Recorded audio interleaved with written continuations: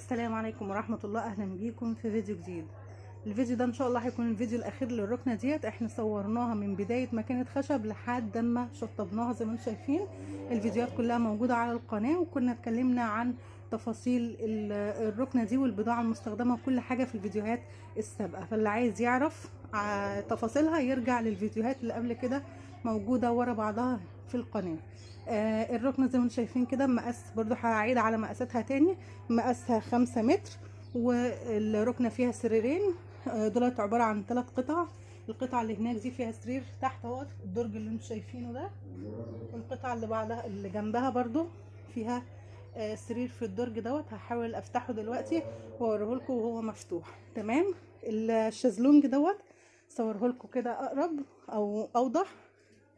الشезлونج ده زي ما انتم شايفين كده ثابت، ما فيهوش سحاره، وفي فصم هنا عشان يدي يعني الكنبه تضم على بعضها كده. يعني ده في ناس بتطلبه وفي ناس لا، طبعا على حسب الموديل اللي بيتنفذ. تمام. عندي الشلت بتاعه الظهر زي ما انتم شايفين فايبر. طبعا الشلت ديت بتبقى من جوه معمول لها كسوه عبك، ومن تحت قصدي من بره الكسوه اللي بره ديت بتبقى معموله بسوسته كده. طبعا عشان ايه؟ لو مثلا عايزه تتغسل او حاجه تبقى سهله في ان العميل يخلعها يعني ويغسلها ويرجعها تاني. تمام. انا معايا هنا الارضيه بتاعتي ثابته، وزي ما شايفين في نغص في الارض في الارضيه كده، اللي هي الكابوتونيه دوت، او يعني هي مش كابوتونيه اللي هو بيبقى في الظهر والحاجات دي، هي بتبقى نغص كده. وكنت برضو في الفيديو من الفيديوهات اللي فاتت وريت لكم القماش واحنا بنخيطه عشان نعمل الخياطه البارزه ديت والمربعات ديت. تمام. الشلت بتاعه الظهر عندي زي ما انتم شايفين ما فيهاش نغز ولا حاجه. بيبقى فيه موديلات زي ما الارضيه كده فيها نغز، بتبقى شلت الظهر كمان فيها نغز، بس الموديل ده عندي الشلت ساده كده ما فيهاش نغز. الدراع عندي زي ما انتم شايفين عريض. طبعا الدراع دوت بيبقى ليه اشكال كتير، بس طبعا بننفذ على حسب الموديل اللي جاي. الدراع عندي عريض. طبعا في دراعات بتبقى كنيزه كده او صغيره كده، فزي ما قلت لكم الدراع بيتنفذ على حسب الموديل اللي جاي في الصوره. الكوشنات بقى طبعا احنا اخترنا حاجه كده عشان هي القماش غامق، فاخترنا حاجه تفتح شويه معانا الركنه. القماشه فيها الدرجه بتاعه قماش الركنه يعني هو نفس الدرجه او افتح شويه، وداخل معاه الوان كتير بقى. فاخترنا القماشه ديت، وكمان عملنا معاها لون من الالوان اللي موجوده. يعني اخترنا الاصفر اللي موجود دوت، عملنا معاه الاصفر الساده، وهو تقريبا نفس الدرجه اللي موجوده هنا.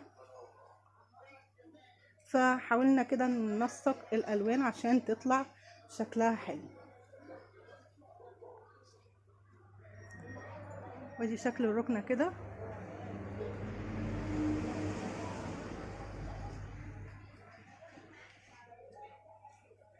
كوشنات بقى عملنا الساده مستطيل، وعملنا الكارو دوت عملناه الوان زي ما انتم شايفين كده عشان يدي شكل حلو للركنه. في الشازلونج طبعا هنا الظهر مش كامل، الظهر واخد نص كده الشازلونج برضو عشان الموديل كان كده وبيدي شكل جميل. يعني الظهر لما بيبقى مش كامل كده في الشازلونج بيدي شكل حلو.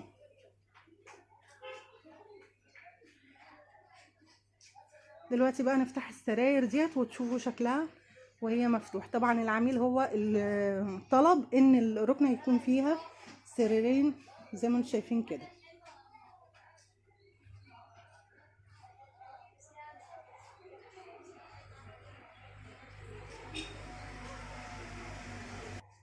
بصوا بقى دي كده السراير فتحتها اهي، شايفين؟ طبعا الارتفاع هنا بسوى الكنبه، مفيش حته عاليه وحته نازله. طبعا هنا لازم يبقى فيه الفرق ده لان دول كنبتين، فالفرق دوت بيبقى هو اللي حاكمني عشان خاطر الرجول بتاعه الكنب زي ما انتم شايفين كده. تمام. فده سرير، مستقلة عن السرير ده.